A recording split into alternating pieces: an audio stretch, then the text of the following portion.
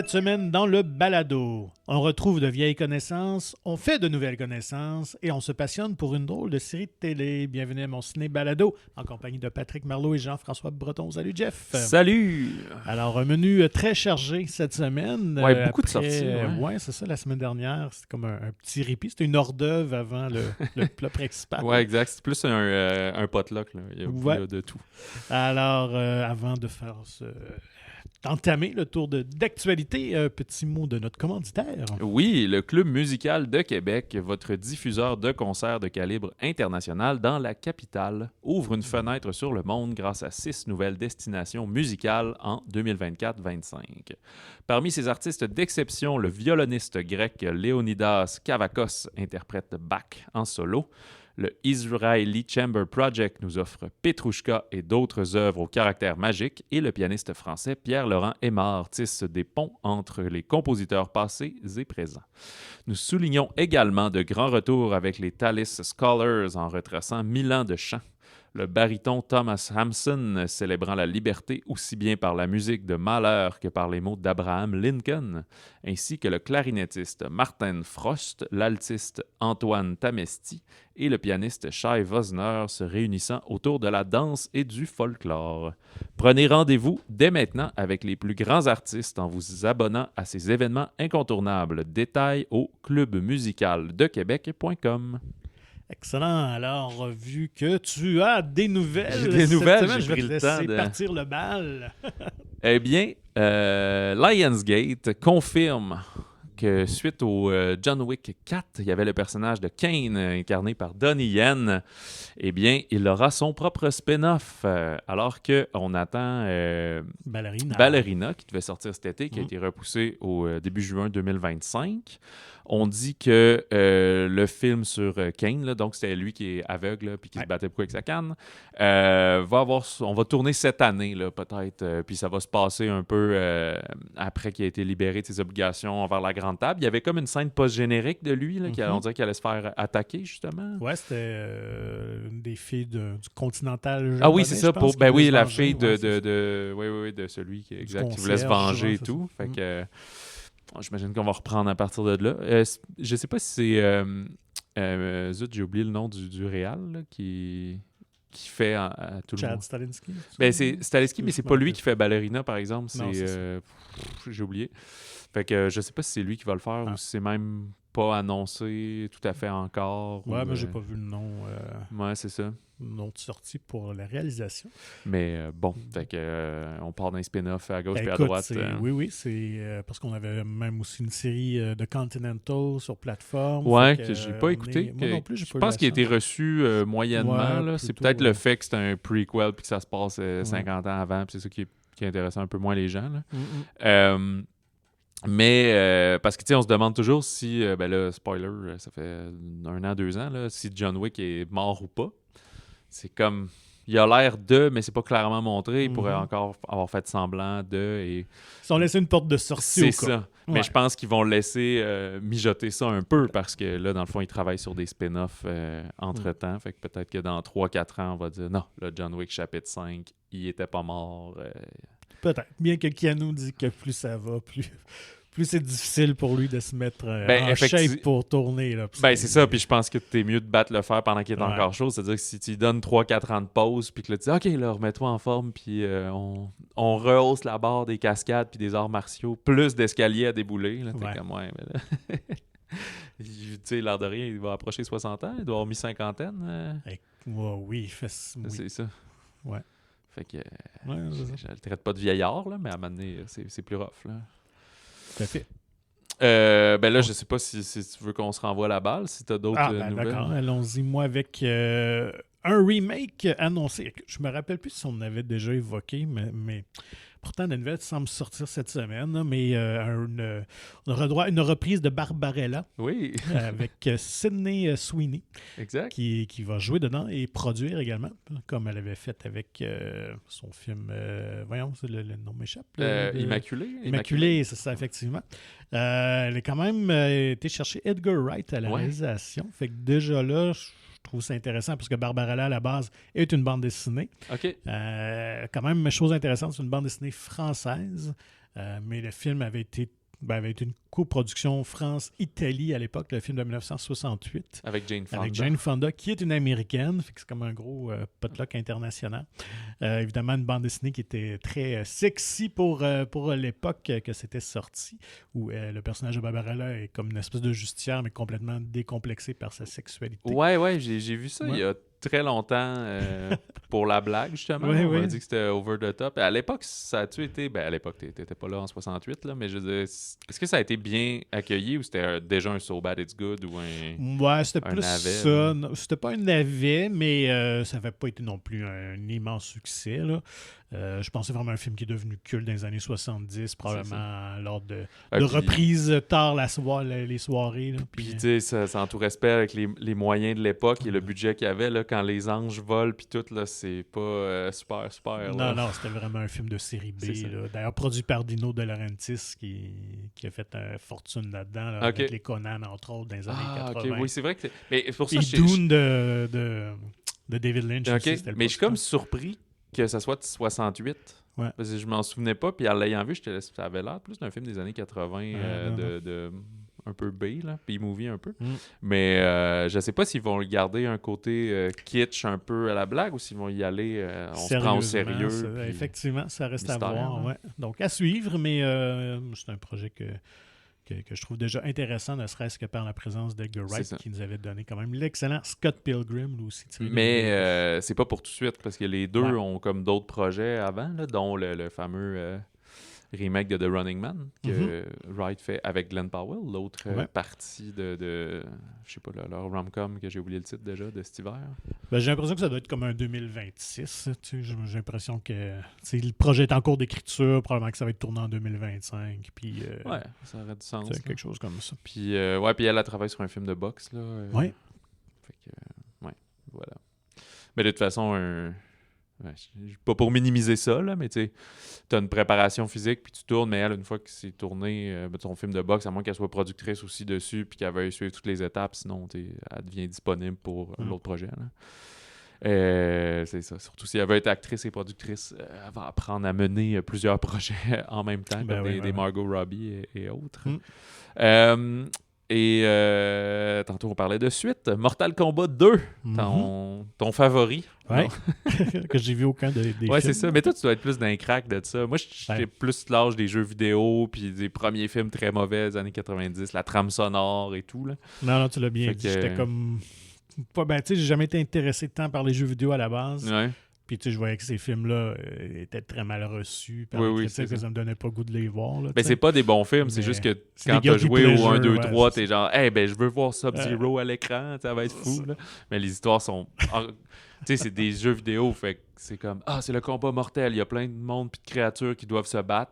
Mais c'est tout, l'histoire s'arrête là. Puis plus les jeux ont évolué, rendus au PlayStation, puis ça fait, on peut mettre des cinématiques, là, comme créer plus d'histoire puis de mythologie autour de ce fameux combat où tout le monde est là. Mais à base, les jeux n'avaient pas vraiment besoin de ça. Comme Street Fighter, tu sais, puis amené, on fait un film de OK, lui, il va être vraiment le méchant. Ça, c'est des gentils. Ils vont aller s'aider. Puis c'est comme, c'est chaotique. Là. Le matériel source n'est pas assez intéressant pour créer une histoire comme ça autour. Là.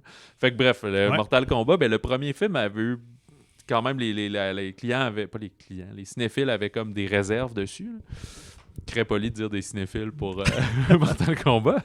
Mais parce que c'était comme, ça va être le fameux combat intergalactique, interdimensionnel des meilleurs combattants. Puis tout le film, ça n'a même pas encore lieu. Okay. C'était comme en amont de... Puis il y avait comme... C'est comme si les gens avaient déjà le droit d'aller se combattre avant. Fait que si tu tues ton adversaire, il ne pourra pas se présenter à l'événement, au tournoi. Fait que comme ça, tu vas avoir gagné d'avance. T'sais. Fait que finalement, il n'y a pas tant de règles. Mais ça avait quand même fait un certain succès, là, sorti comme pas mal là, dans la pandémie, quand tout allait pas bien, puis que la moitié des cinémas étaient fermés, puis etc. Là. Fait qu'il s'en est tiré quand même pas si mal au box-office. Mais le truc très intéressant, c'est que Karl Urban, va se joindre. Et c'est lui qui va faire le fameux Johnny Cage. C'était Christophe Lambert? C'était non, Christophe Lambert, il était Raiden. C'était un pas connu, mais c'est vraiment un genre de Van Damme / Nicolas Cage, là, le personnage. Là, Ben, Johnny Cage, comme je dirais en blague, Johnny Hollywood. Là, c'est comme, il est une vedette d'action, lunettes fumées, côte de cuir, qui se prend pas pour un 7-Up flat. Là, fait que je trouve ça cool. Color Urban n'est peut-être pas un nom connu, mais dans tous les derniers Star Trek, là, c'est lui qui faisait le Dr. Bones. Et dans The Boys aussi, qui est quand même... Ah oui, c'est vrai, c'est ça, la série télé. Le remake de Judge Dredd, c'était lui. Quand il voyait le menton, finalement, avec son petit casse tout le long. Fait que, bref.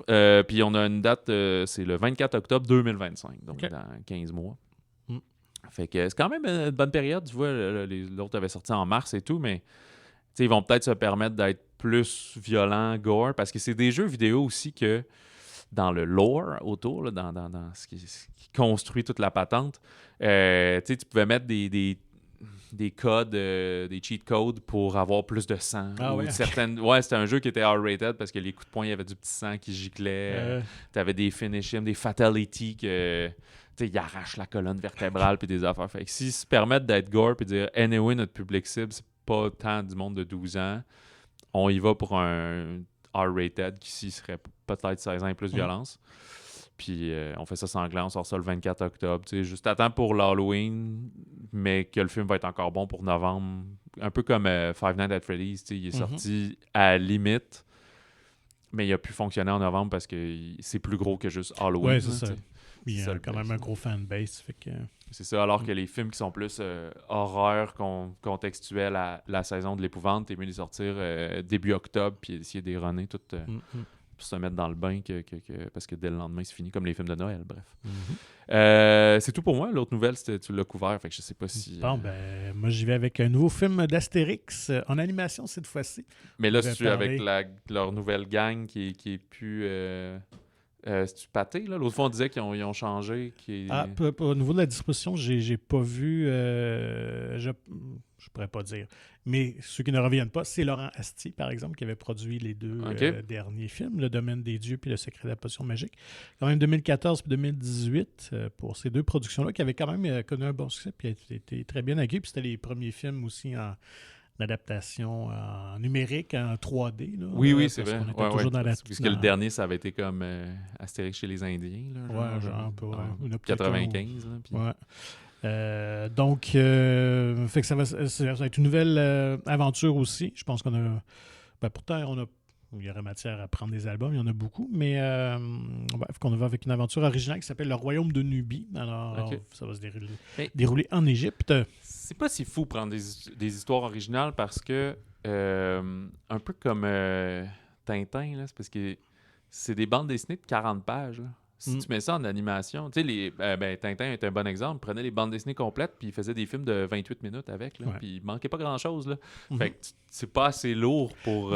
souvent... faut vraiment que tu brodes autour. Puis dans souvent, ils jumelaient deux aventures, en fait. Là, dans les dessins animés, c'était souvent ça. C'était deux albums. Le film de Tintin de Spielberg, il y avait comme un mélange de 3 albums dedans. Là, donc, fait que c'est ça. Alors, ce qui est intéressant, par contre, les scénaristes... je pense que c'est vraiment les scénaristes qui ont la cote en France. C'est Mathieu Delaporte et Alexandre de la Patelière. Ouais, là, c'est eux qui vont faire Comte de Monte-Cristo. OK, fait que c'est rendu le duo de... je sais pas, de films d'époque. C'est quand même un peu d'aventure, mettons. Ouais, mais je pense qu'il avait réalisé un film que j'avais pas vu, une comédie, je pense. Fait que je pense qu'ils ont déjà baigné quand même si on... c'est ça, mais je veux dire, tu leur donnes pour Astérix, c'est quand même un peu cap et épée. En quelque part, ça, oui. Là, tu te souviens pas c'était quoi le film qui ont la comédie? Non, c'est ça, je me rappelle pas. Je vais être obligé de fouiller plus tard. Ouais, c'est ça. Fait que bref, on n'a pas... y avait-tu une date? Je pense 2025 qui avait confirmé, en tout cas. À suivre, mais fait qu'Astérix, on avait aussi parlé du nouveau film en prise de vue réelle aussi, qui était en préparation. Fait que ça va être le grand retour sur les écrans en 2025. C'est ça, il y a de l'argent avec Astérix. Le grand retour, il quitte jamais finalement, c'est juste qu'on change de... Ouais. Il y a des périodes un peu plus creuses, là, mais c'est comme... Parce que le dernier film d'animation 2018, ça va faire quasiment 7-8 ans. Là, c'est ça, mais je ne peux pas dire que c'était abandonné non plus. Non, certainement pas. Là. Mais donc, on aura cette double dose Ben, c'est un peu comme finalement le Seigneur des Anneaux. Là, on y va sur il y a de l'animation puis du réel en même temps. Puis tout, là. Alors qu'avant, effectivement, plutôt on alternait. Ben là, toutes les valves sont ouvertes. C'est le Spider-Man français. Oui. Sinon, décès cette semaine quand même d'une figure légendaire d'Hollywood. Je l'ai juste en glissé un petit mot. Roger Corman, qui était le roi des films de série B, que je dois avouer que c'est un nom que je connais, mais j'ai pas de visage en tête. En tant que réalisateur, c'était beaucoup dans les années 60, 70. Après ça, il est devenu pas mal producteur. Il était à la charge de studio New World Pictures qui versait beaucoup dans les films de série B d'horreur puis d'action et tout ça dans les années 70-80. Mais il a quand même lancé la carrière de plusieurs noms légendaires d'Hollywood, là. Donc Jack Nicholson quand même, Robert De Niro ont joué dans ses films ou dans les films qu'il a produits. Mais pas dans... C'est pas Vol au-dessus d'un nid de coucou. Là. C'est comme... avant ça. C'est ça. Fait qu'aujourd'hui, il l'édite comme... quand tu écoutes l'attaque des Tomates tueuses 2, puis c'est comme avec George Clooney, mais c'est comme mais à l'époque c'était pas branded même, c'était comme un pecno qui faisait la job là, c'est ça. En fait, Jack Nicholson avait débuté dans la Little Shop of Horrors, qui était la version originale, qui avait été repris sous forme de comédie musicale dans les années 80 et sur Broadway, mais le film original des années 60, c'était vraiment une comédie d'horreur sans musique là. Mais la version filmée qui est beaucoup écoutée, c'est celle-là ou ils l'ont refaite plus tard, une autre? Il n'y a pas le gars de... Avec Rick Moranis? Oui, c'est ça. Ça a été... C'est la reprise de Broadway. OK, par après. Broadway, mais c'est elle qui est plus iconique, finalement? Oui, quand même, oui, c'est ça. Ne serait-ce que par les vedettes, quand même, qu'on a retrouvées dans ce film-là. Il y avait Steve Martin, entre autres, puis tout ça. Fait que... Et parmi les réalisateurs aussi qui ont fait leur premier film avec Roger Corman, quand même Francis Ford Coppola, Martin Scorsese. On parle pas assez ces temps-ci de Coppola. Ron Howard, James Cameron. Alors, ils ont tous fait leur dent avec Roger Corman. Et puis ça, c'est sûrement sans nommer les caméramans, coloristes, directeurs photo, n'importe qui. Là. Ouais, c'est ça. Mais ce que je ne savais pas de Corman, c'est que ça a été un des premiers distributeurs à faire jouer des films internationaux aux États-Unis. Et il a distribué beaucoup des Fellini, des Bergman, des Truffaut et de Kurosawa quand même. OK. Sais-tu si c'était comme en sous-titré ou il doublait tout? Probablement que ça devait être sous-titré, j'ai l'impression. Okay. Mais fait que ça, c'est quand même un fun fact. Fait que, il y avait quand même un amour pour le cinéma de qualité, même si lui produisait des trucs un peu cheap. C'est mais je ne sais pas historiquement, vraiment, c'est ça, dans le cinéma américain, qu'est-ce qui fait que globalement, c'est perçu, puis je pense que c'est une réalité, qui sont quand même très fermés aux langues différentes. Là, il y a 5 ans, Bong Joon-ho, quand il gagnait l'Oscar Parasite, c'était un peu merci d'écouter mon film, mais vous voyez qu'il y a des bons films là, si vous êtes game de juste lire le sous-titre en dessous. Puis écoute, je pense là, je vais faire ma grande analyse psychoanalytique rapide, mais les Américains ils sont tellement centrés sur eux-mêmes, sur leur culture. C'est sûr que si tu parles de New York, Los Angeles, Chicago, ces films-là, étrangers, ont un marché, mais pour un plus grand public, je pense qu'ils sont... Au Wyoming, c'est ça, là, tu sais, ils n'ont pas d'intérêt à ce qui se fait ailleurs. Puis tout ça s'inscrit aussi dans ce commerce d'impérialisme-là, où tout est exporté après la Deuxième Guerre mondiale, autant la bande dessinée. Puis ça, justement, on parle d'Astérix, de Tintin, ça n'a jamais traversé aux États-Unis, ou très, très peu en petite quantité, mais ça n'a jamais eu d'impact dans la culture populaire, alors que Spider-Man, Batman, Superman, on les a importés partout dans le monde, puis tout le monde les connaît. Oui, c'est comme un sens unique. C'est normal que vous vouliez écouter Transformer, puis même, en tout cas, même si c'est à la limite quasiment des fois asiatique, mais repris par les Américains et tout. Là, fait que, c'est normal que vous vouliez écouter King Kong, mais nous, là, votre Godzilla en japonais, regarde, on va vous le montrer comment faire. C'est comme, non, c'est ça. L'hégémonie. Oui, fait que c'est vraiment une drôle de dynamique. Mais tu sais, je pense que Netflix est venu quand même changer beaucoup de choses, fait avancer les affaires. On peut souvent critiquer les plateformes, mais quand même, les gens ont accès quand même à beaucoup de contenu en langue originale. Mais ils peuvent écouter sous-titré. C'est ça, mais ils peuvent l'écouter doublé aussi. Oui, aussi. Là, je serais curieux de savoir la statistique. Même principe, Parasite, quand il est sorti ici, il me semble qu'il y avait même une version doublée en français aussi. Là, c'est quand même assez commun. Ça dépend de l'envergure que le distributeur voit avec son film. Donc, est-ce qu'il paye pour avoir une version doublée ou juste la sous-titrée? T'sais? Mais au moins, là, les gens ont accès au Wyoming. Oui, effectivement. C'est vrai, même si tu l'écoutes comme ici avec des VF, ben, tu vois quand même un produit de l'étranger plutôt que juste d'attendre que les Américains achètent les droits de Millennium, fassent leur film. Ah, ça marche pas, ben on arrête ça là. T'es comme, ouais, mais la trilogie, elle existe là, en Suède avec Noomi Rapace. Tu peux te taper ça. Là. Ouais. Alors, ben oui, fait que moi, ça fait le tour des actus. Quand même, un bon programme de bande-annonce cette semaine. Oui, c'est ça. Encore beaucoup de bandes-annonces 2. Là. Ce matin aussi, c'est la nouvelle Horizon. Parce que j'ai très hâte quand même. Moi aussi, Kevin Costner qui, avec une moustache, tire du Winchester puis donne des coups de poing d'en face. Mais 1995 de Ricardo Troggi. Écoute, ça a l'air tout le temps sympathique et... comment dire, un peu nostalgique aussi. Ouais, mais j'allais dire un peu chaotique, là, mais tu sais, de plein de péripéties.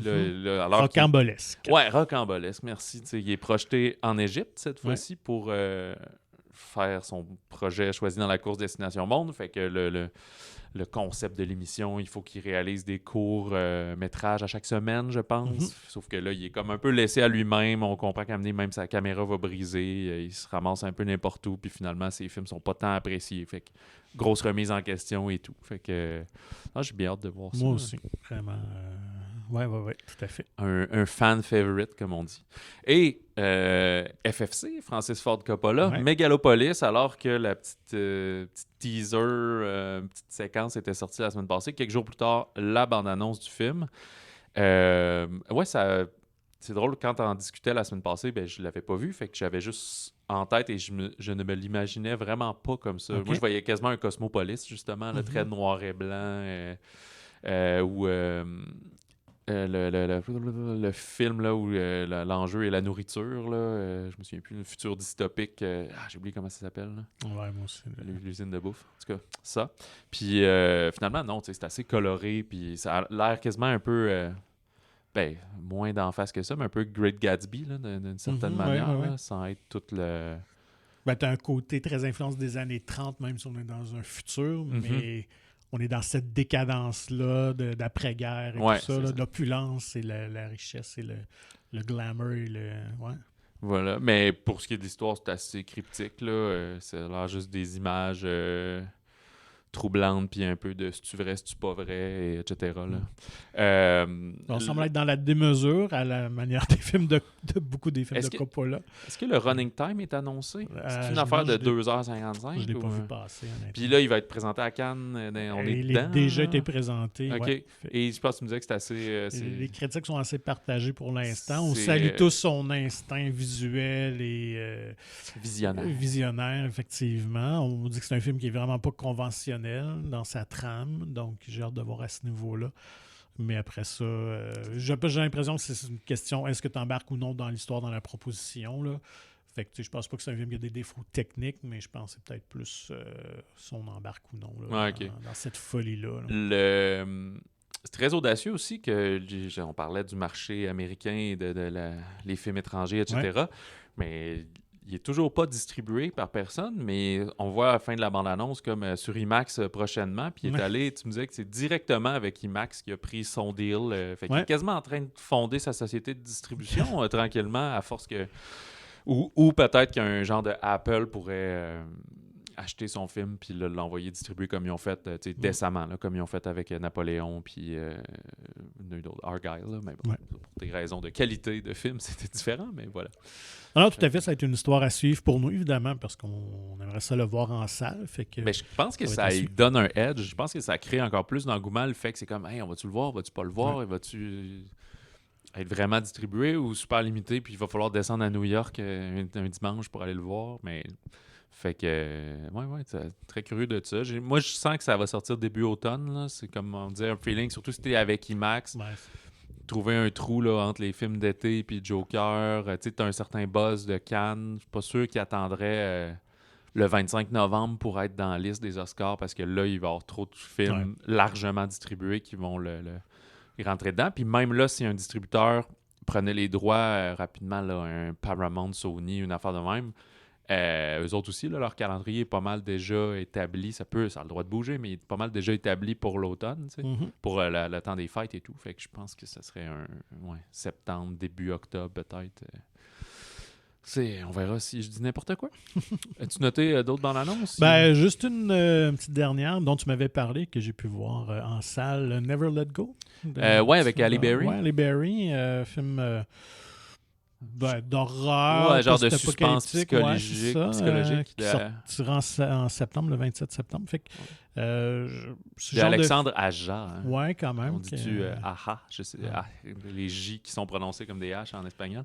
Fait que la prémisse est quand même assez intéressante de ce qu'on nous présente. Une famille, une mère, ses 2 enfants, 2 garçons vivent isolés dans la forêt, puis s'attachent comme à des câbles. Des grosses cordes de bateau. Ouais, c'est ça, là, qui les retiennent comme à la maison. On comprend, faut pas qu'ils s'aventurent trop loin. Faut pas puis lâche jamais ton fil de vie. Puis... Faut pas qu'il y ait une rupture de câble. Donc, puis la forêt semble être habitée de d'humains, mais qui ont viré en créatures. On sait pas trop. Fait que c'est quand même un peu cryptique, mais j'ai hâte de voir ce genre de film qui peut être une belle surprise. Où finalement on va devenir le punch après 15 minutes. Fait que j'ai hâte de voir. Mais tu sais, Aja a une belle feuille de route là, avec, c'est ça, à l'époque, Haute Tension. Puis c'est ça, j'ai pas revérifié, mais je sais pas mal sûr c'est lui qui a fait Haute Tension avec Cécile de France, mais surtout The Hills of Eyes, il a fait un remake très gore de ça.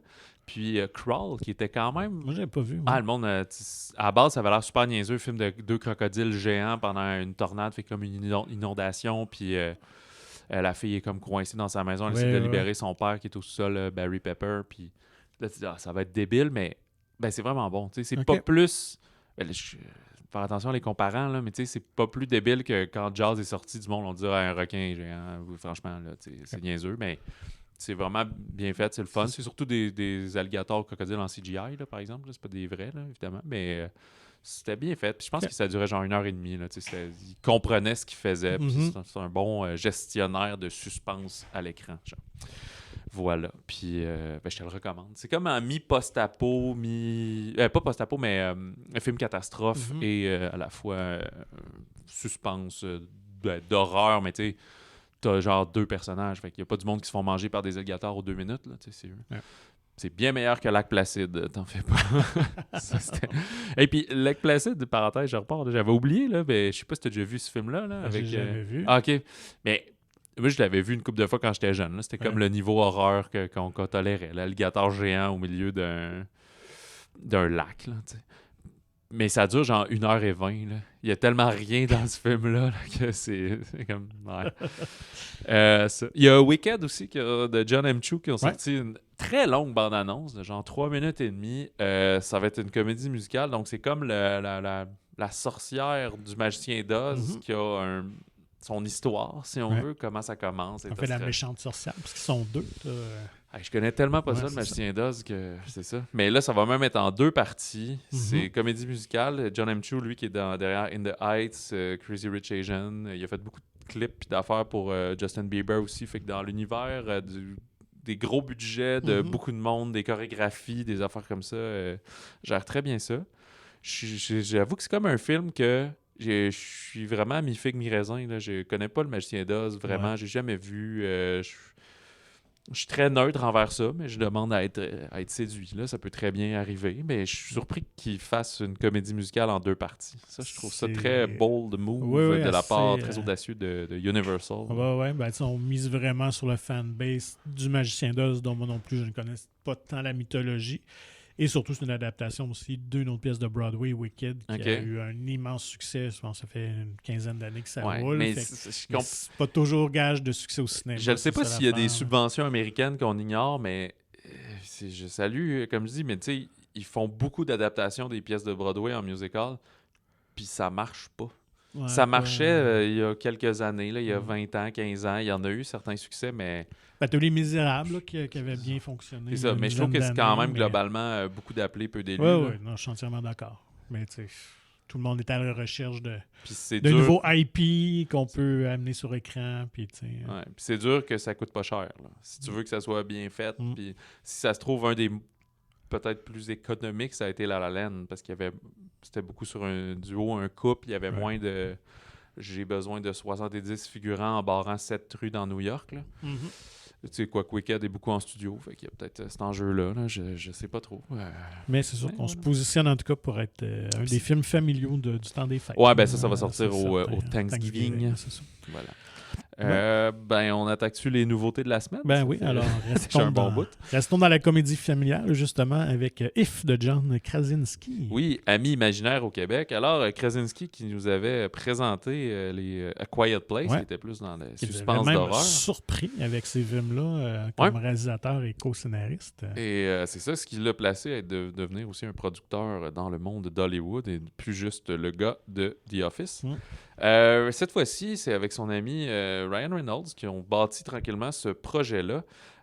On va suivre Krasinski joue le père d'une jeune fille, de Bee, et on comprend qu'il est en attente d'une importante chirurgie. Alors Bee va passer plus de temps, lui, alors qu'il est à l'hôpital, elle va passer du temps à l'appartement avec sa grand-mère et avoir assez d'autonomie pour se promener puis rencontrer rapidement des drôles de créatures, réaliser que ce sont des amis imaginaires et que le personnage de Reynolds, Cal, essaie de les aider à retrouver des compagnons, des êtres humains, parce que quand les gens grandissent, ils finissent par oublier leurs amis imaginaires, fait qu'eux se sentent soudainement bien inutiles. Alors, c'est cette aventure-là qui va se présenter à elle, d'essayer de les aider à redonner la magie chez les adultes et chez les enfants pour trouver de nouveaux domiciles, entre guillemets, à ces gentilles créatures qui sont toutes voicées, toutes les voix de plein de beaux et bons mondes et des amis du A-Class, là, du Phoebe Waller-Bridge, Steve Carell, Emily Blunt, Sam Rockwell, Awkwafina, Bradley Cooper, Matt Damon, tous des gros noms qui viennent dire 4 phrases pour 4 blagues même, voilà. Oui, donc pour ceux qui vont voir le film en version originale, gardez les oreilles ouvertes parce qu'il y a des voix que vous allez reconnaître. Puis, c'est ça. Je me disais, c'est qui ça? Puis en voyant le générique à la fin, je dis, ok, c'est ça. Puis je t'avais dit, pendant qu'on l'écoutait, il y en a un que je pensais que c'était Blake Lively, mais je pense que c'est pas vrai. Oui, c'était elle? Ok, c'est bon, parce que sur une autre source, j'ai pas retrouvé le personnage que je pensais qu'elle faisait. Après, j'ai vu que c'était Awkwafina. Fait que là, je suis comme, peut-être que je suis mêlé. Okay. Non, il y a Amy Schumer en plus, puis George Clooney. Fait que non, quand même. Ouais, c'est vrai, Clooney qui fait. C'est ça. Il s'est donné du plaisir à faire ce film-là. Moi, j'ai beaucoup aimé la jeune comédienne Kelly Fleming dedans. Je trouve qu'elle a vraiment une bouille très sympathique. Elle joue très bien tant la comédie que le drame. Moi, je mettrais juste une petite mise en garde parce que c'est quand même un film qui est très jaseux. On parle beaucoup. C'est pas très dynamique. Fait que si vous avez l'intention d'aller peut-être avec vos plus jeunes, moi, je mettrais comme peut-être la barre 6-7 ans et plus. Là. Fait que je pense pas que c'est un film pour les 4-5 ans. Là. Je pense qu'il risque peut-être de trouver ça long quand même. Ouais. Même si visuellement, il se passe beaucoup de choses. Mais il y a beaucoup comme d'explications, de jasage entre deux personnages. C'est assez statique là, comme mise en scène, comme rythme de film. Donc, peut-être y songer 2 fois là, pour les plus jeunes. Là. Et si vous avez une réserve là-dessus, même si comme c'est très dynamique, c'est pas une comédie musicale. Je sais qu'il y en a que ça blesse beaucoup, que Wonka il chantait et tout. Il n'y a pas de chanson là-dedans. Là. Même dans Bande-annonce, il y a un petit numéro de claquette.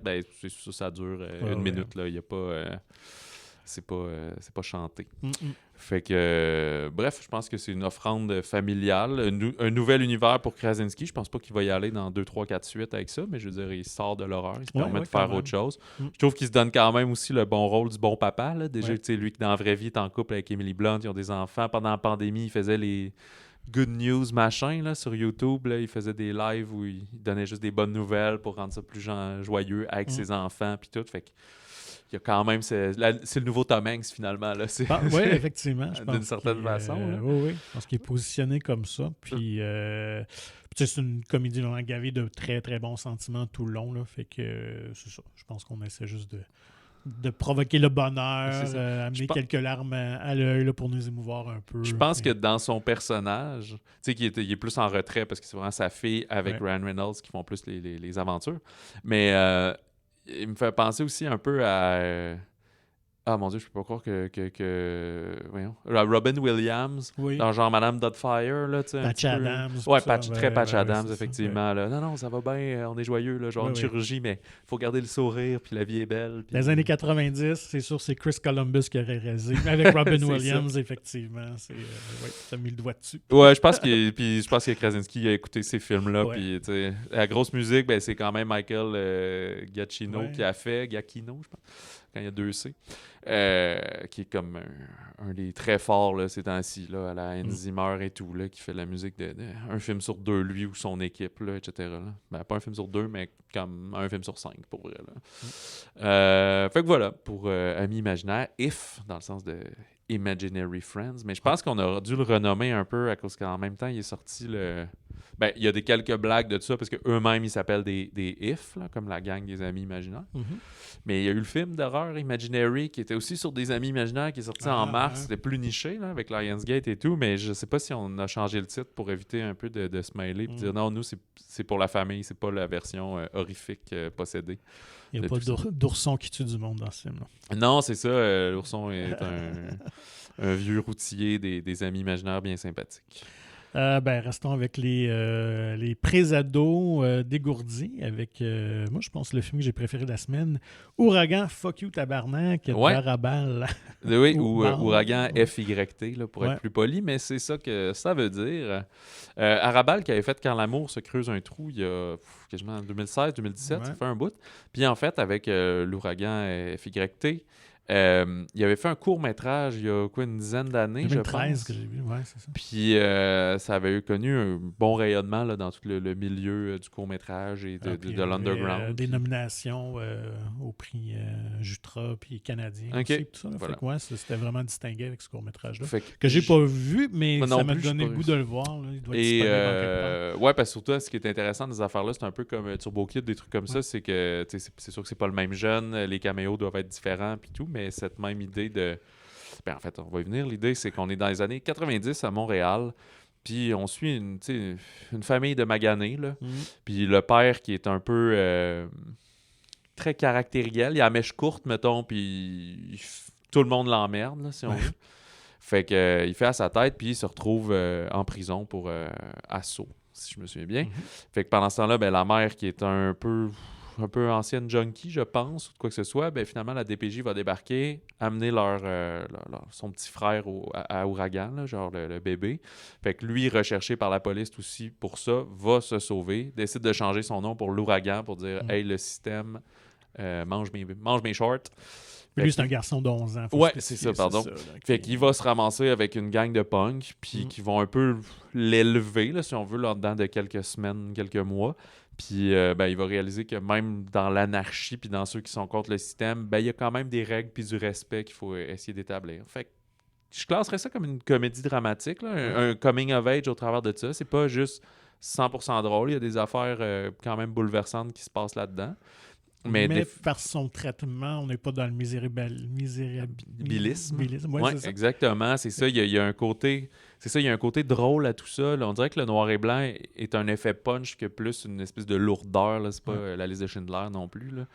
Fait que... c'est ça, c'est très dynamique. Musique de Julien Minot, qui est... un idole, c'était le chanteur de Malajube, Minot, à l'époque où ça existait. Fait que toute la musique un peu punk, puis des fois il y a des vraies chansons de band, mais tout ce qui est autre musique, c'est lui qui fait ça maintenant. Fait que... Même la petite musique de fond de thème est très entraînante, là, je trouve. Voilà, quelque chose c'est ça. Très dynamique dans la puis aussi beaucoup de, je sais pas si on appelle ça des caméos, mais en tout cas un très beau casting. Larissa Corriveau qui joue la mère, justement. Très bon. C'est Justin Labelle, le kid. Oui, c'est son premier rôle de... Très bon. Belle défaite, Patrice Dubois, en père de famille, là, lui, c'est comme un genre de... Peut-être le nom vous dit rien, mais googlez ça, vous allez revoir sa face. Obsessionnel pour une série télé fantastique pour ados qui s'appelle The Pink Update. Il fait, je vois aussi beaucoup de pubs, il fait au théâtre là, dehors novembre. Moi, j'aurais dit Buffy, entre Dédé Fortin et tout. Là. C'est ça, sinon dans les punks, Émile Schneider, Antoine-Olivier Pilon, puis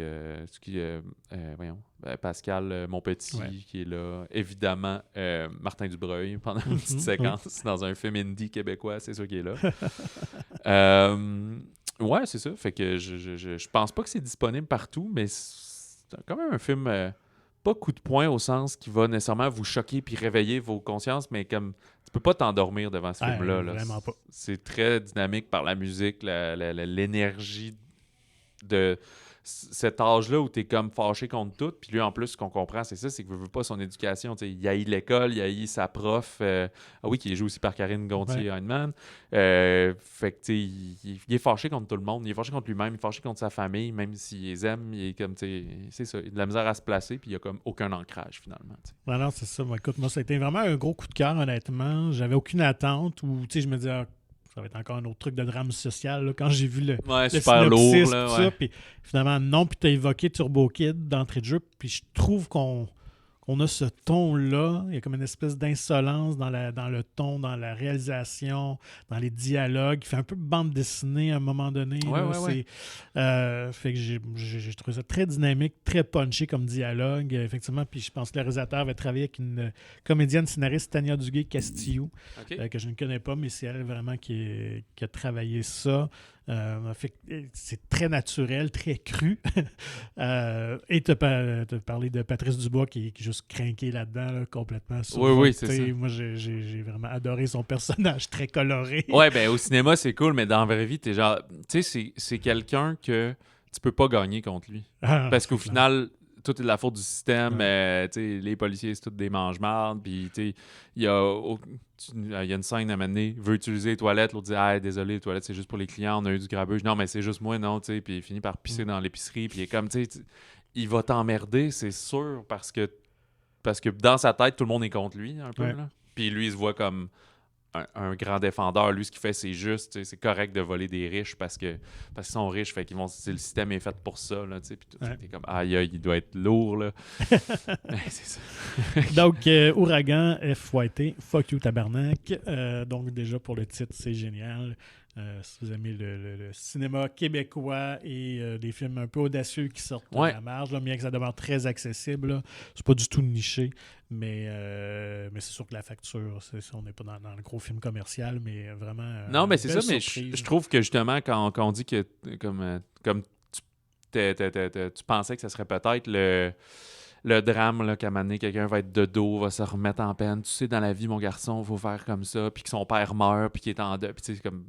C'est pas ça. Là. On brise ces codes-là, puis c'est ça qui est le fun, justement. Fait que permettez-vous cette proposition audacieuse, s'il vous plaît. Oui, un petit fun fact qui va être assez original. Le policier qui accompagne la DPJ dans la maison et tout, une espèce de moustachu. Mais il a déjà joué dans un micro-métrage. OK. À l'époque, c'est un gars qui jouait dans la LUI, dans la Ligue d'impro à l'Université Laval. OK, puis c'est quoi son nom? Je m'en rappelle plus de ça. Ah non. Fait que mais tu avais un tout petit rôle, là. Il disait quelques répliques dans le court-métrage, puis c'est un ami d'un ami. Fait que, voilà. Fait que c'était cool. Fait que allons-y avec... restons dans une autre proposition audacieuse. Toi, je pense qu'elle est ton coup de cœur. C'est I Saw the TV Glow de Jane Schoenbrun. Oui. Schoenbrun, excuse-moi. Schoenbrun. Ouais, Schoenbrun, j'imagine. Ça se peut que vite de même, le film vous dit rien, c'est-à-dire que vous n'avez pas trop vu ça passer. C'est un film de A24, distribué ici par VVS, juste disponible en anglais seulement. Je pensais que ça serait un film d'horreur et détrompez-vous, c'est pas un film d'horreur. On est vraiment dans le fantastique, dans le mystère, mais surréel un peu. Ouais, exactement, entre rêve et réalité, mais allez-y pas en pensant que ça va être un film d'horreur, que le monde va mourir dans la télé et puis toutes ces affaires-là, sinon vous allez être vraiment déçus, c'est pas ça. On va suivre un adolescent qui est très peu heureux et introverti, joué par Justice Smith, qu'on a vu entre autres dans Donjons et Dragons, qui partage, puis Pokémon, Détective Pikachu, qui partage avec une nouvelle amie de secondaire, mais plus vieille que lui, une passion obsessionnelle pour une série télé fantastique pour ados qui s'appelle The Pink Opaque, comme le rose opaque. Qui fait penser à, mettons, Buffy the Vampire Slayer, mais plus cheap. Moi, j'aurais dit... À la Power Rangers. Entre Buffy et Charmed, à peu près, là. C'est ça. Oui, ça a l'air vraiment quétaine. C'est comme deux filles qui ont un pouvoir cosmique qui relie avec une espèce de tatou de fantôme dans le cou qui rayonne rose. Mais les deux filles, ils se sont juste vus dans le premier épisode. Sinon, ils sont comme à différents endroits aux États-Unis, je pense.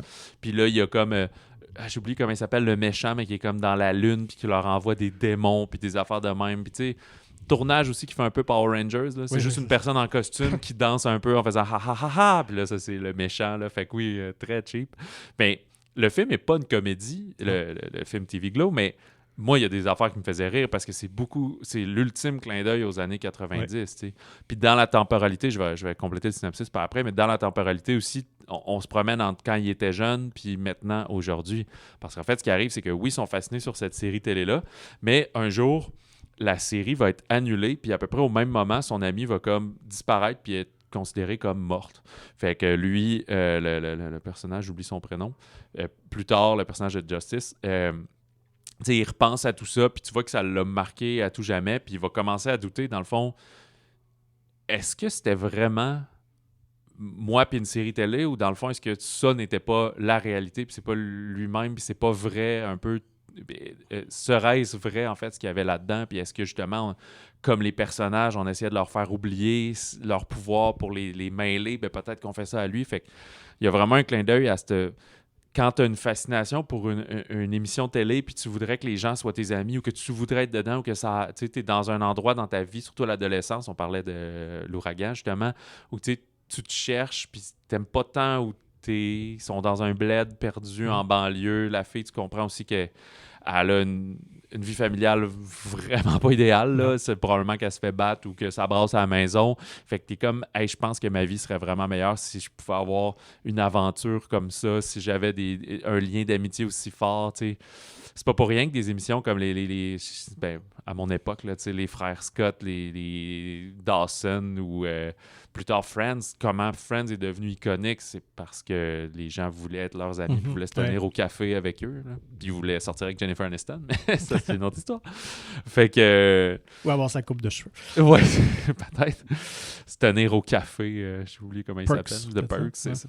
Fait que, voilà, c'est très beau comme film, éclairage néon, qui des fois, justement, très rose, qui peut rappeler, moi, ça me faisait penser The Color Out of Shape, The Color Out of Space, pardon, qui était justement un film de comment on appelle ça, l'espèce d'horreur cosmique, pardon, genre, où fait que tout était néon rose là, avec Nick Cage, mais il n'y a pas le côté horreur là-dedans. C'est le film le plus indie américain A24 que j'ai vu depuis longtemps, là, dans toute la sélection A24. Je pense, peut-être.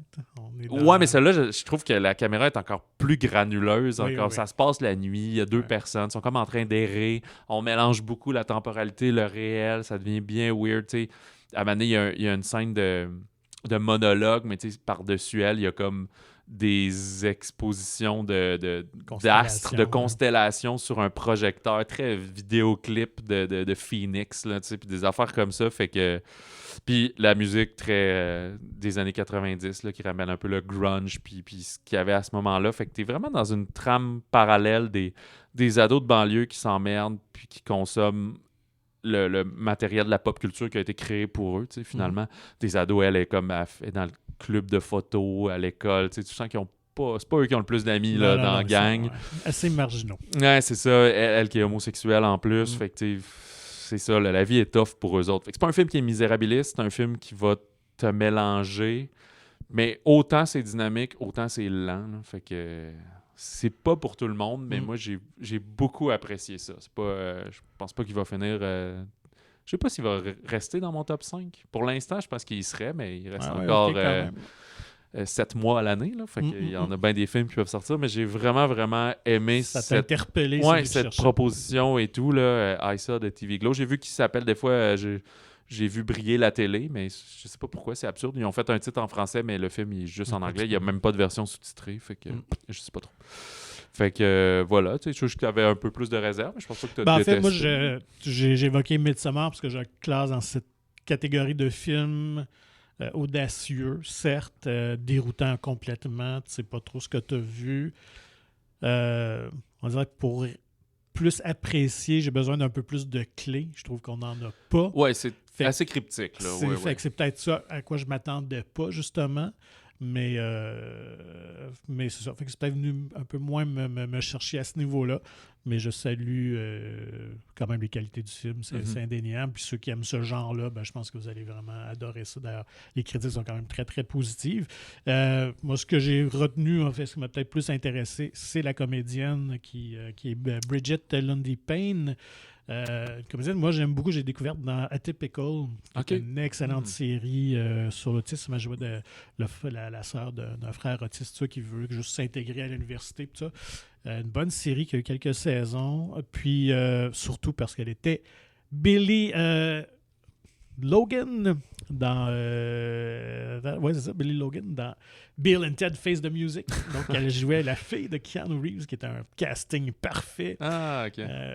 Fait que c'est ça. Fait que moi, l'original, c'est un de mes films cultes. Et j'avais bien aimé cette nouvelle suite qui était sortie quelques années. Puis on l'avait pas revu depuis quand même. Fait que ça fait 4 ans à peu près là. Fait que j'étais content de la retrouver. Puis c'est vraiment une excellente comédienne, je trouve. C'est ça, qui a vraiment un visage un peu atypique, mais qui est très charismatique. Fait que voilà. Parfait. Pour moi. Veux-tu, je peux te donner un petit mot sur Back to Black de Sam Taylor Johnson, qui est le biopic musical sur Amy Winehouse. Sam Taylor Johnson, qui était... c'est une question de potin, en fait. C'est Sam Taylor, c'est une dame qui s'est mariée avec Aaron Johnson. Fait que les deux ont pris le nom de l'autre. C'est pour ça que c'est devenu Aaron Taylor Johnson et Sam Taylor Johnson. D'accord. Fait qu'ils ils se sont créés un nom composé depuis leur mariage. Elle avait réalisé, entre autres, le 50 Shades of Grey, le premier, mais Nowhere Boy, à l'époque, là-dessus qu'elle a rencontré Aaron Johnson, qui était comme sur la jeunesse de John Lennon. Puis, fait ici, écoutez, c'est la vie de Amy Winehouse, c'est un peu ça. Qu'est-ce qui a conduit à sa perte, ou ce qu'on suppose. On commence en 2003, elle vient de faire paraître son premier album remarqué. Amy Winehouse qui a juste fait 2 albums officiels en studio. Fait que la chanteuse britannique Amy Winehouse va se prendre en amour d'un cocaïnomane qui va l'entraîner dans sa chute, dans une certaine destruction d'un amour toxique et de consommation de produits toxiques. Fait que voilà, que j'ai écoutez, je ne l'ai pas vu au complet. En fait, j'ai vu des extraits du film. J'avais pas le temps de tout faire. Mais ce que j'ai remarqué, c'est que il y a énormément de performances musicales dans le film et c'est des vraies performances de Marisa Abela qui incarne Amy Winehouse. Ouais, et il y en a vraiment beaucoup, là. Puis autant des premières dans les bars que sur le gros stage quand elle est bien intoxiquée, puis tout. Fait que elle rend vraiment bien, même au générique. On en remet des extraits, tu sais. Puis c'est fou parce qu'au final, Amy Winehouse... elle a 2 albums, elle a genre 20 chansons enregistrées, là, à peu près, 20-25. Là. Il doit en avoir comme 17 dans le film. Là, ouais, c'est vraiment cool. Mais ça rappelle beaucoup, justement, son talent et tout. Là. Mais après ça, le film a une formule assez conventionnelle. Là. C'est pas non plus Rocketman qu'on pète avec un musical au travers de tout ça. Là. C'est un arc narratif assez classique. Plus Bohemian Rhapsody un peu. Ouais, peut-être. Mais on est moins axé sur... on est plus axé sur sa relation puis ses problèmes que la composition des chansons. Là, faudrait que tu aies un rehab. Non, ça me tente pas. Des try to make it go. C'est pas ça. Là. Fait que voilà. Ça, c'est très bohémienne, là, en tout cas. Puis, mais la musique originale du film, donc pas les chansons de Amy, c'est Nick Cave puis Warren Ellis, qui est quand même aussi un duo choc là, de composition de musique. Fait que voici pour Back to Black. Il est disponible en français ou en version anglaise, puis c'est comme britannique. Fait que c'est du bon anglais de classe moyenne un peu pauvre. Mais c'est ça qui est intéressant dans le parcours d'Amy, c'est que c'est son père il a un gros rôle dans sa carrière aussi. Je me demande s'il n'était pas devenu son agent puis tout. Qui l'a beaucoup initié dès son jeune âge à la musique jazz. Fait que ça a fait dans les années début 2000 une fille de 16-18 ans qui tripe full sur le jazz. N'importe qui a 18 ans qui tripe sur le jazz, c'est comme un petit peu atypique là, quand même. Là. Ouais. Fait que ça a vraiment transcendé dans sa musique. Son premier album est beaucoup plus un peu trip-hop, là, quand même une espèce de rap jazz, là, si on veut, d'une certaine façon. Puis là, le deuxième, il y avait plus de moyens, là, plus big band et brass. Là, c'est les tunes qu'on connaît le plus quand même. Fait que voilà, pour Back to Black. Fait que je pense pas que ça va passer à l'histoire, mais pour les intéressés. Il y avait eu un documentaire qui s'appelait Amy, ça devait être en, je sais pas, 2015-16 à peu près, que j'avais pas vu malheureusement, mais lui était très bien, pas critiqué, mais apprécié. C'est souvent le cas, on dirait, sur des artistes. Il y a souvent un super bon documentaire et quelques années plus tard, un biopic. Ouais, ça donne le goût de où il avait fait ça, puis je pense que c'était 1 an de distance, là. Good Morning in the Neighborhood, là, je sais plus trop, là, l'animateur avec son cardigan rouge, là, l'animateur d'émission jeunesse. Fred Rogers. Ouais, c'est ça. Qui avait eu un docu super bien acclamé, puis comme 1 an plus tard, biopic avec Tom Hanks qui le refait. Voilà, la sauce classique. Et toi, t'as vu un petit film d'horreur, un petit film de peur? C'est pas un documentaire. En tout cas, je pense pas qu'il y a de documentaire basé là-dessus, bien qu'on nous présente toujours inspiré d'un fait réel. Inspiré de quelqu'un qui s'est fait attaquer à un moment donné. C'est ça. Fait que ça demeure très générique, tout ça. Mais oui, c'est donc une suite à un film qui est quand même culte, The Strangers, mais cette fois-ci Chapter 1 du réalisateur Renny Harlin. Je parlais du film donc The Strangers qui était sorti, je crois que c'est peut-être 2013-14 dans ce coin-là, peut-être une dizaine d'années. À peu près, oui, avec Liv Tyler à l'époque. Liv Tyler, oui, puis Scott Speedman, que j'ai réécouté. J'ai fait un devoir de me taper l'original et la suite. Pray at Night, l'autre. Pray at Night. Qui lui aussi était sorti comme 2010. Un genre de 4 ans plus tard. Oui, c'est ça, 17-18 peut-être dans ce coin-là. Puis je me suis vraiment... T'as eu peur? Non, en fait, moi j'ai peur. Mais vraiment surpris à avoir vraiment réembarqué dans le premier. À l'époque, je l'avais vu puis j'avais trouvé ça bien, mais ça vieillit très bien. C'est vraiment bon. Et ce qui est surtout impressionnant, c'est que le scénariste aussi qui a fait l'histoire du nouveau film, Brian Bertino, c'était son premier film. C'est un des premiers scénarios qu'il a écrit. Mais c'est un remake. C'est un remake d'un film français. Vraiment remake assumé? Adaptation. Dans le fond, le concept, ça s'appelait ILS. I-L-S.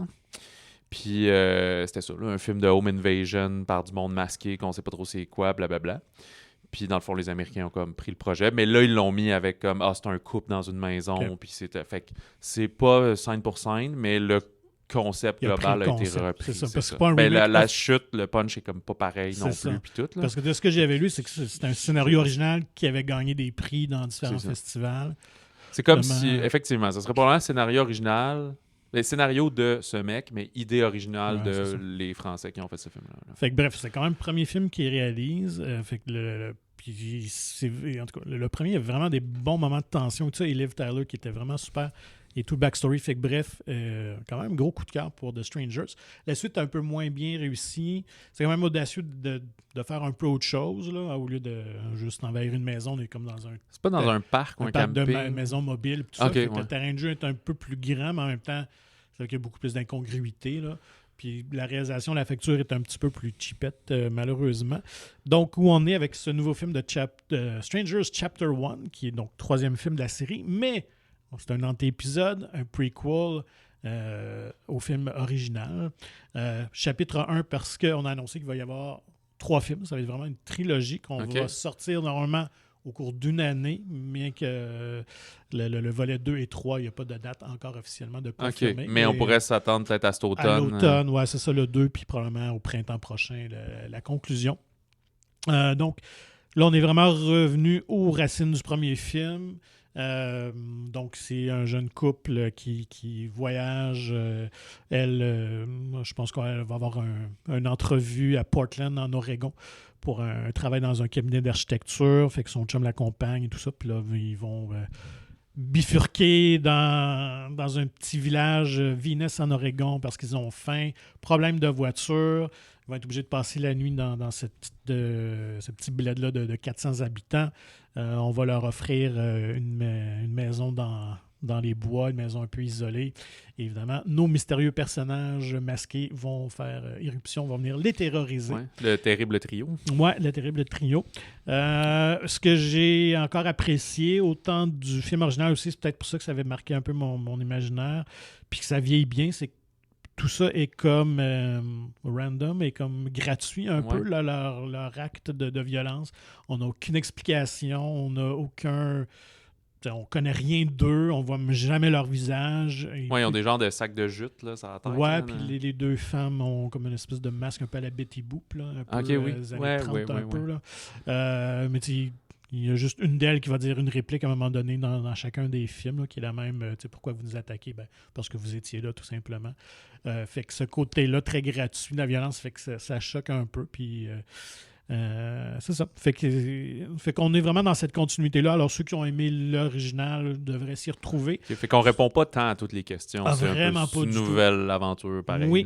Là. Fait que c'est un peu peut-être la force et le défaut en même temps. Fait que je pense qu'on revient à la base du premier film, mais en même temps, on n'amène rien tant de nouveau que ça.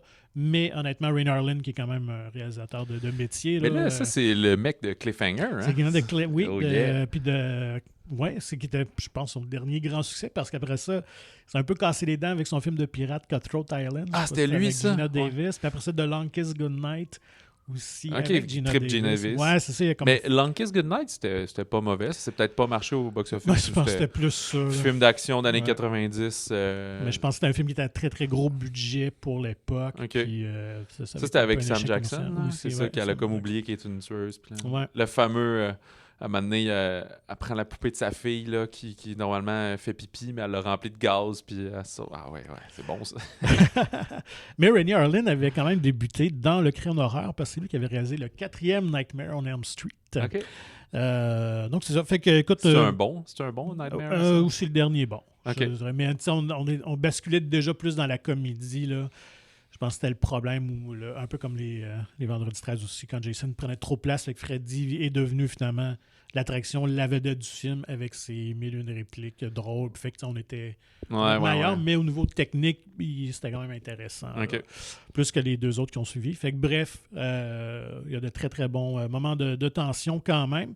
Je pense qu'une des forces, c'est Cheryl Blossom, qui est la vedette, pas Cheryl Blossom, mais Madeleine Peach, qui jouait Cheryl Blossom dans Riverdale. Alors, pour les ados et jeunes adultes, vous allez probablement la reconnaître de cette série-là, Riverdale, qui a quand même marqué dans les dernières années la réinterprétation d'Archie, qui est vraiment très, très bonne. Elle est aussi une des coproductrices du film. Okay. Alors, on dirait que c'est comme une nouvelle tendance à Hollywood. Les jeunes actrices, maintenant, prennent en main leur destinée. Tant mieux.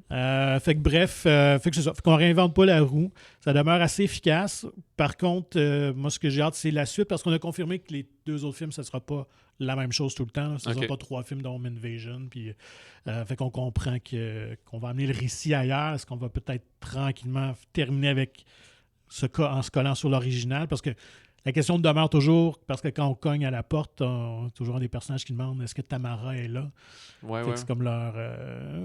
mais on ne comprend pas pourquoi. C'est qui Tamara? Pourquoi qu'elle cherche Tamara? Fait qu'est-ce qu'on va finalement élucider ce mystère-là dans les 2 autres films? Est-ce qu'à un moment donné, ils vont cogner à une place puis quelqu'un va oui, Tamara. Puis là, c'est comme oh, il était pas supposé d'en avoir une.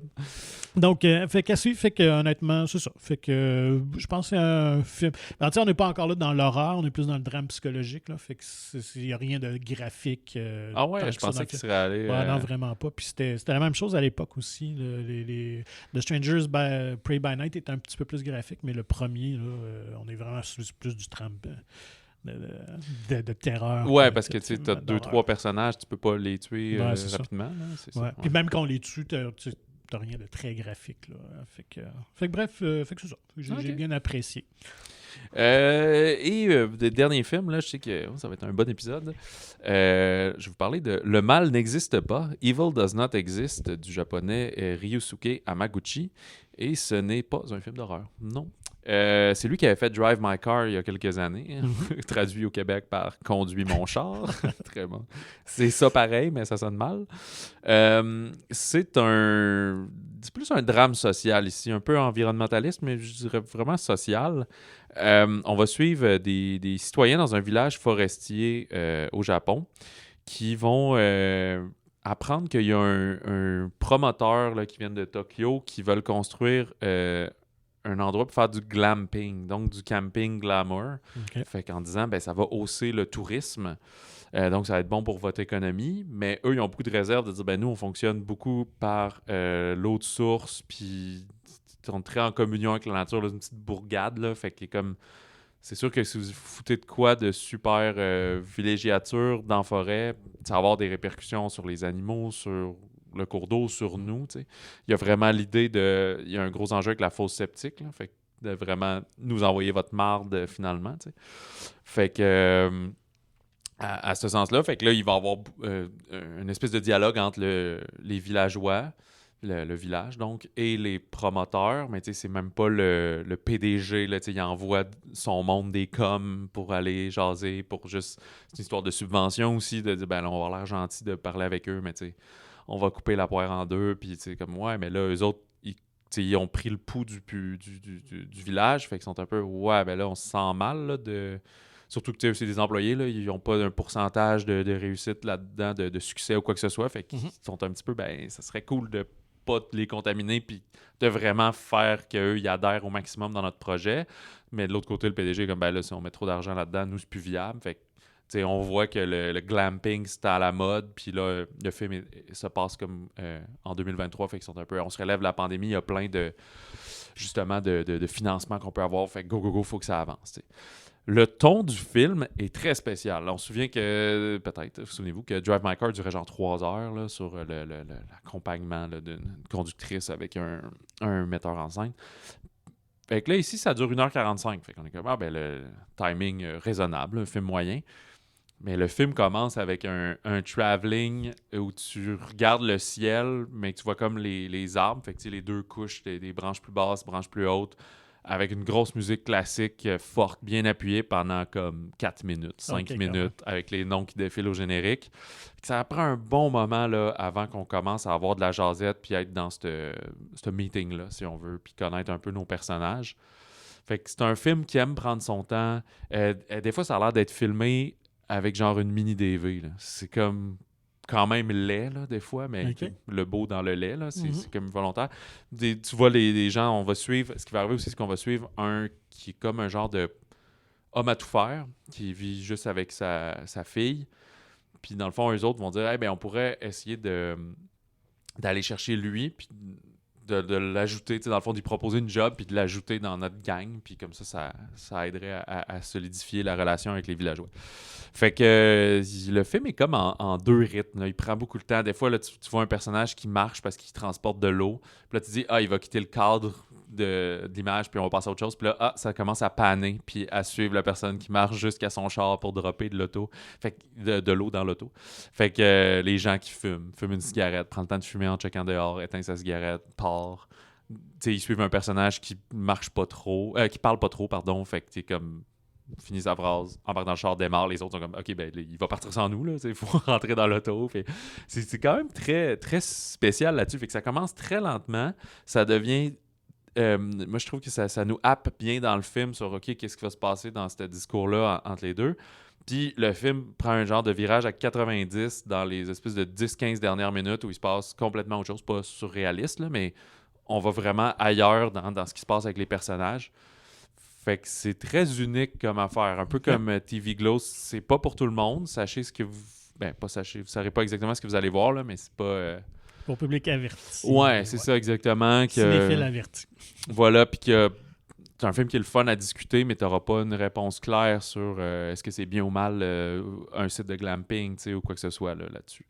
Fait qu'à un moment donné, tu suis plus les villageois, puis rapidement, tu deviens à plus suivre les deux panélistes, puis tu comprends que leur job, c'est juste de faire du marketing, puis c'est ça, ils ont un salaire plus ou moins misérable pour faire ça déjà, puis tu sais, fait que tu prends un peu empathie sur tout le monde, puis je pense que c'est ça le lien le mal n'existe pas, c'est par rapport à la nature, tu sais, la nature suit son cours, il n'y a pas de bien ou mal dans les animaux, puis la végétation, puis ces affaires-là, c'est plus nos notions à nous et où la ligne aussi, tu sais.